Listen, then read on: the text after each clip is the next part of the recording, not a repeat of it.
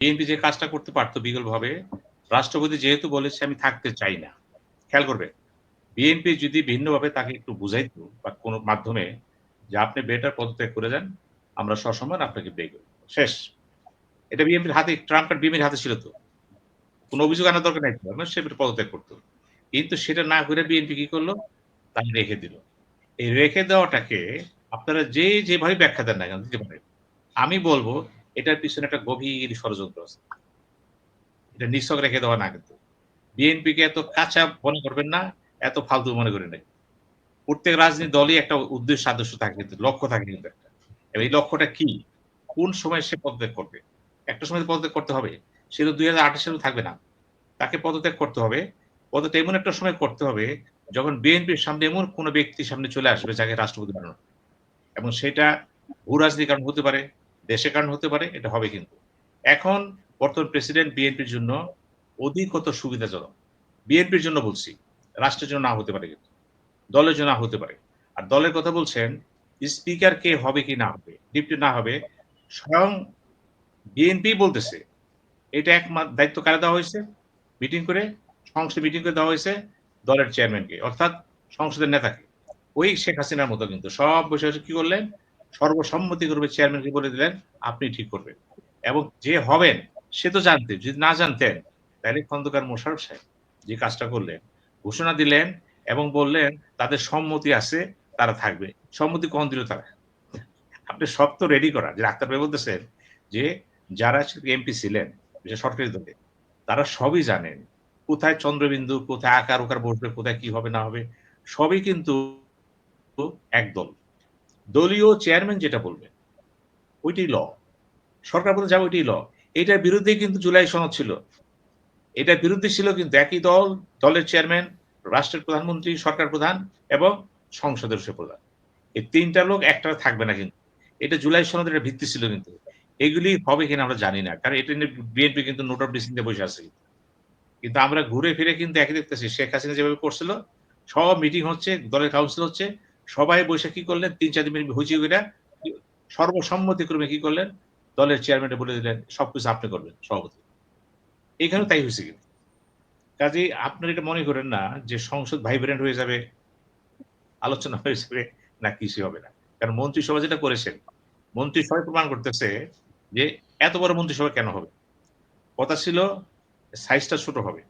আমাদের দেশে তো এত মন্ত্রীর দরকার নেই। এতগুলো মন্ত্রীর দরকার নেই তো। আপনি দেখেন, আমি ঘটনা বলছি। লন্ডন সফরে গেলেন পররাষ্ট্রমন্ত্রী, সাথে গেছেন পররাষ্ট্র উপদেষ্টা। ২ জন একসাথে গেলেন কেন? এটা শুনছেন পৃথিবীর কোথাও? পররাষ্ট্র উপদেষ্টার মন্ত্রী তো অনেক উপরের ব্যাপার। উনি যখন যাবেন তাকে ফলো ২ জনে একসাথে যাবেন কেন? একসাথে মিটিং করবেন কেন? আবার প্রেস কনফারেন্স করতেছেন পররাষ্ট্র মন্ত্রণালয়ে, পররাষ্ট্র উপদেষ্টা, পররাষ্ট্রমন্ত্রী, উপদেষ্টা এবং প্রতিমন্ত্রী। এগুলি কিসের খেলা? এই সমস্ত হয় না তো। রাষ্ট্র তো পুতুল খেলা না। কারে খুশি করতেছেন? দরকার ছিল না তো। অনেক অযোগ্য লোকের ব্যাট ৩-৪ টা মিনিস্ট্রি দিয়ে বসে আছে। কেন করলেন এগুলো? হ্যাঁ, প্রতিমন্ত্রী থাকতে পারে।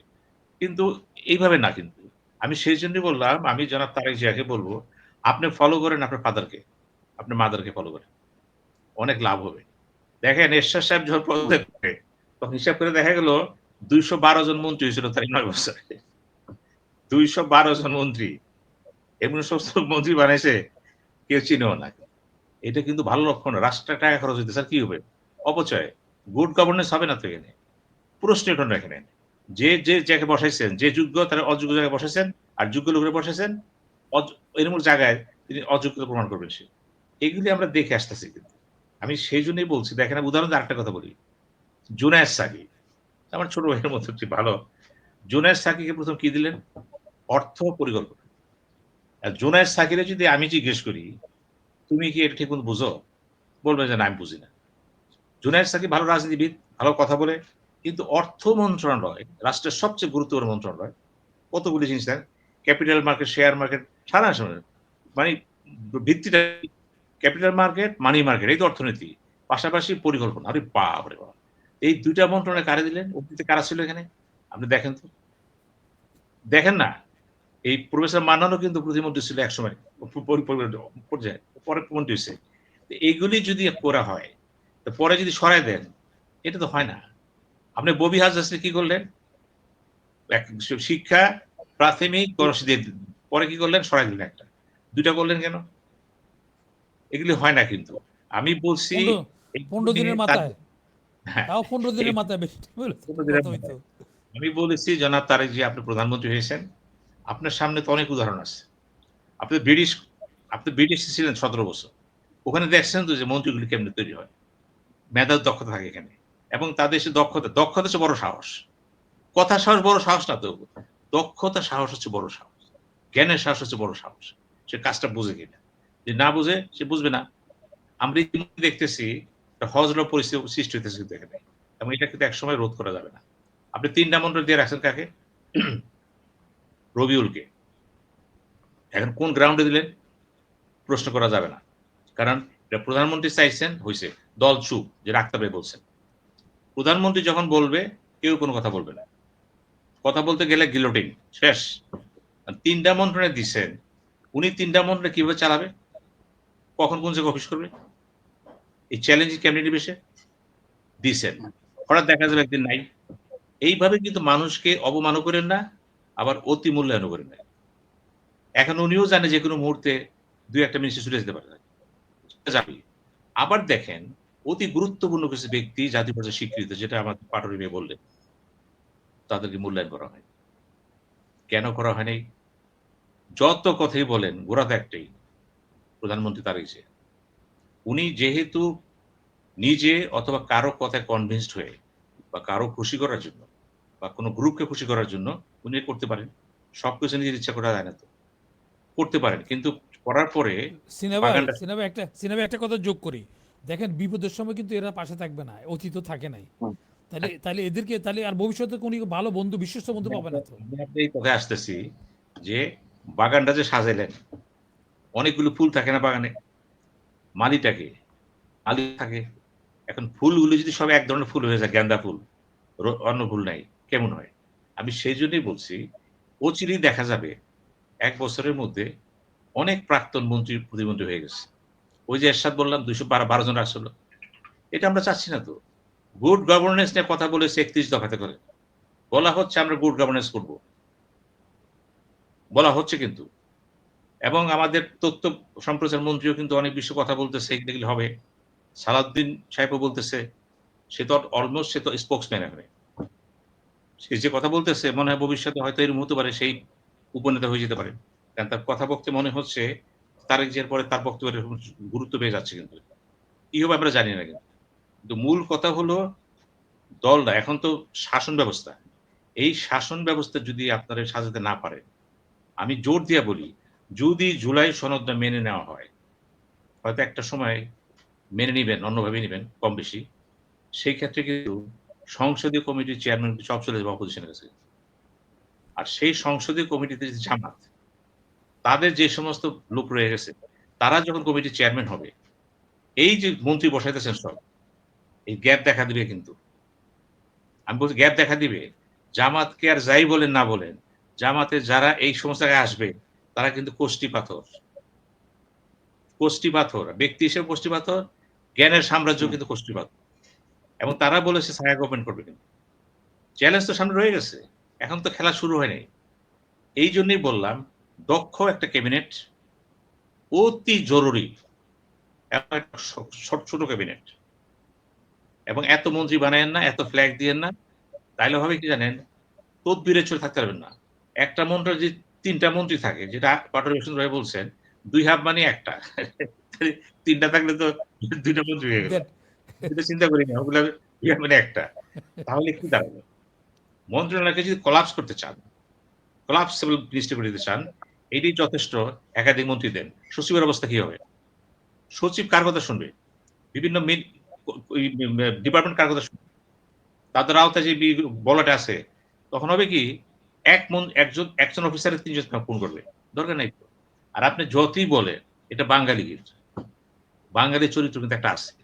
এরা যেই দলই করুক, ঘুরা ফিরা কিন্তু ওই যে লেজ কিন্তু একটাই। কোন সে করবি, তদ্বির সে করবি। না করলে দলের কাছে সে খারাপ হয়ে যাবে। এই যে দলের সাথে আদর্শের সাথে বিরোধরা, এটা থাকবেই। এটা বাস্তব। এই বাস্তবতাকে সামনে রেখে এখন আমি বলব, যিনি স্পিকার হয়েছেন ভালো লোক এবং কথাবার্তা ভালো। যদিও তিনি একাধিক ডিগবাজি খেয়েছেন বিভিন্ন কারণে এবং জীবনে কোনো একটা সময় কোনো একটা কমিটিতে সেও সম্পাদক ছিলেন, আমিও সম্পাদক ছিলাম। আর বেশি আগাবো না। আমরা একসাথে কাজ জাতীয় করেছিলাম। জাতীয় পার্টি। আমি একটা গুরুত্বপূর্ণ পদে ছিলাম। সে ছিল ক্রীড়া সম্পাদকের পদে। পরে সে জেলা পরিষদ হলো বোধহয়। আমি তাকে দেখেছি তো। ভদ্র নম্র বিনয়ী ভালো সব ঠিক আছে। কিন্তু চলার পথে হোঁচট খেলে যেদিন তিনি খালেদা জিয়ার সাথে দেখা করলেন হাসপাতালে চিকিৎসা অবস্থায়, ঠিক পরদিনই কিন্তু সব চেঞ্জ হয়ে গেল। অর্থাৎ বেগম জিয়ার সাথে তার সম্পর্ক ছিল। কারণ সে জিয়ার সাথে সম্পর্ক ছিল। হয়ে গেছে কিন্তু। এখন এত কিছু হওয়ার পরও কিন্তু কেন তারা সিলেক্ট করা হলো? এটা তারেক জিয়ার একক সিদ্ধান্ত? সম্ভবত না। একটা গুরুত্ব আরো আছে। তারও কিচেন ক্যাবিনেট আছে সে। তাকে নিতে হইছে। নিতে হইছে এবং এটা প্রয়োজন ছিল। জি এইটাই ভাই, বড় এটা কথা। এটা এটা নীতি হয়েছে না, নিতে হয়েছে না। It is a strategical game. এখানে একটু আমি কথা সেটাই বলবো, ইন্টারফেয়ার করবে, একটু ইন্টারফেয়ার করবো একটু আপনাকে। This is strategical game.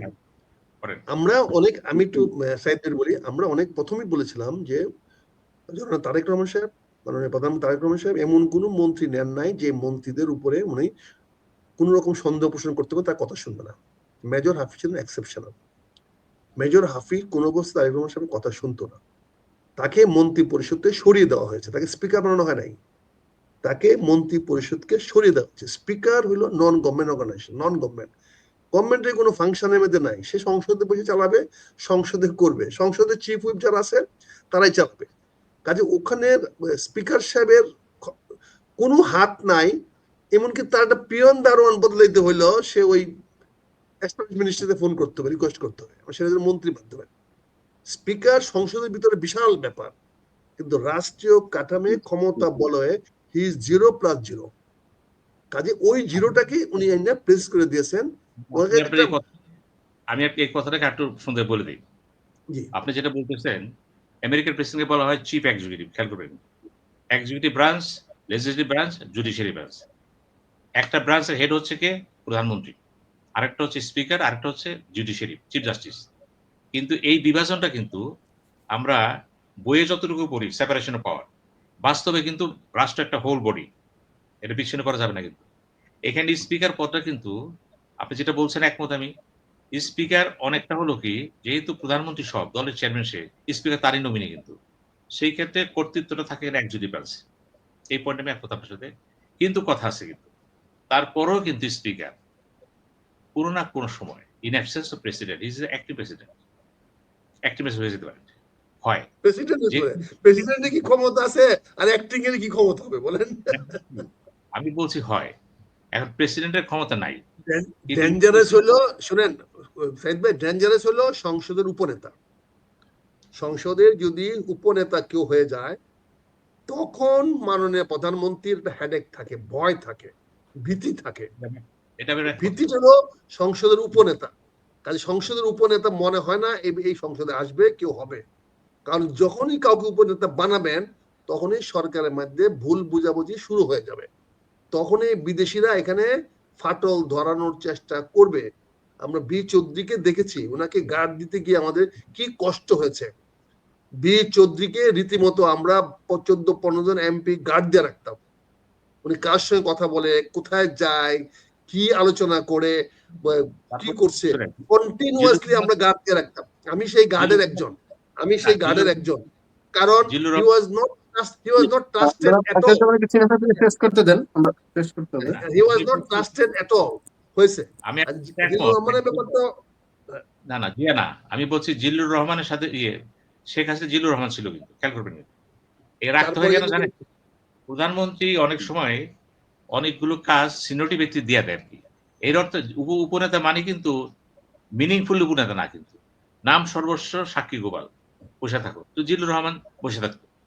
এখন তারেক জিয়া উপরে করবেন, করবেন না বড় কথা। বড় কথা হলো তিনি যদি করেন, তিনি এমন কাউকে করবেন, ওটা নাম সর্বস্ব হবে। ওটা কিন্তু মিনিংফুল কিছু হবে না। উপরে তার কাছে কেউ যাবেও না কিন্তু। Here is the danger. Here is the danger, sir. Here is the danger. Here is the danger. Here is the danger for. That is the danger. It's a very indicative danger. আমি বলছি তারপর উপনেতা হিসেবে না, উপনেতাকে থাকতে হয়। থাকলে ভালো। না যেমন আমাদের থাকলে ভালো, কিন্তু বর্তমানে অপরজন দিয়ে নাই। আমরা ম্যাডামও পরবর্তীতে রাখেন নাই, উপনেতা রাখেন নাই। রাখেন না, হ্যাঁ, এটা বাস্তবতা আছে আমাদের মধ্যে দেশে। তারপরেও ধরেন এবার দিতে পারে না, অন্য কথা। কিন্তু আমাদের অপোজিশন দিয়ে দিছে কিন্তু।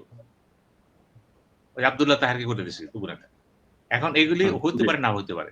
এটা বড় কথা না। বড় কথা হলো যে আমরা যেটা চাচ্ছি, আমরা বারবার বলতেছি যে পুরো কাঠামোটা কার আছে? একটা ব্যক্তির হাতে। তিনি হচ্ছেন প্রধানমন্ত্রী, দলের চেয়ারম্যান, সংসদ নেতা তারেক জিয়া। উনি যা এসব বলবেন তাই। আমাদের কোনো আপত্তি নাই, এসব আমাদের কোনো দ্বিমত নাই, এই ব্যাপারে কোনো দ্বিমত নাই। হ্যাঁ, অর্থাৎ উনি উনার বাইরে নাই। শেখ হাসিনা যা বলছে তাই হইছে কিন্তু খেয়াল করেন। এবার স্পিকার নিয়োগ করছেন তিনি, ওই ডেপুটি স্পিকার তিনি করছেন এবং এই যে মন্ত্রী নিচ্ছেন, উনি নিচ্ছেন কিন্তু উনি ১ম নেন নাই। আস্তে, আস্তে নিচ্ছে কিন্তু। আজকেও দেখলাম মন্ত্রী বানাইছে। ভালো করছে এটা। তো কথা হলো যে কেউ হবে না। চলতে থাকবে এটা কিন্তু।